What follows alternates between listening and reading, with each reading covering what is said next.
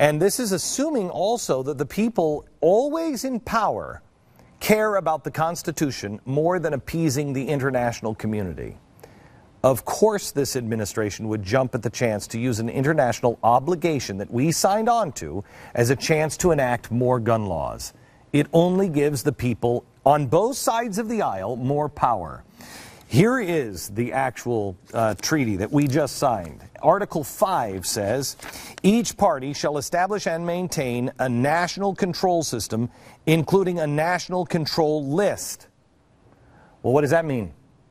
That paves the way for a national gun registry and the tracking of all firearms.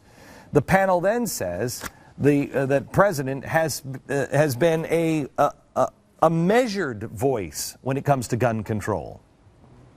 It's not totally clear what's going to happen going forward, because it's kind of unusual timing that this should happen to be coming up right after the Aurora shootings, when suddenly gun control as an issue has been brought back to the forefront of the national discussion. Not that anyone thinks new gun control laws are going to be passed in the U.S., but it hadn't been discussed at all for a long time. And just when the topic comes up again, it's just kind of ironic that that's also when this treaty happens to be negotiated. What are the There's odds? this weird sentiment among that the NRA, I think, to some extent has been pushing, that President Obama is, in favor of stronger gun control measures and has this plan to kind of pass all these things once he gets into his second term. So far, President Obama has done nothing on gun control. In fact, gun control advocates are very, very unhappy with what the president has done during his first term in office. And even in the wake of Aurora, the statements coming out of the White House were incredibly measured and basically saying, yes, we don't think that the assault weapons ban has any chance of coming back, and we would like to work with existing laws. So there's no indication that this president has some grand scheme to get new gun control measures through domestically. So relax, because that's a Christian Science Monitor and Fox News. Relax.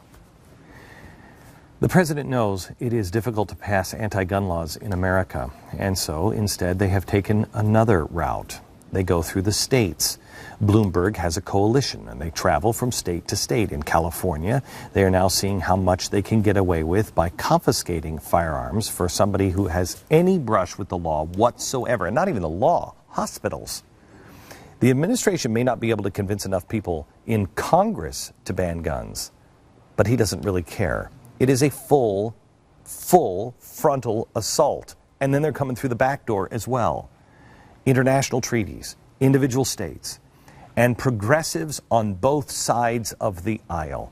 Please, I beg of you, America, we are living in amazing times. Be very careful who you listen to and who you choose as friends.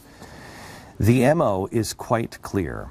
They believe, progressives, that the American people are more dangerous than even the most hardened terrorists around the globe. And that sounds insane, but let me give you the evidence.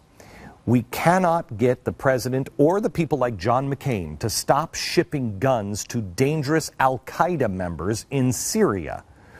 This is happening. But they are trying a full-court press, trying to take away your Second Amendment right from law-abiding citizens right here at home. Does that make sense? I don't think so. Make D.C. listen.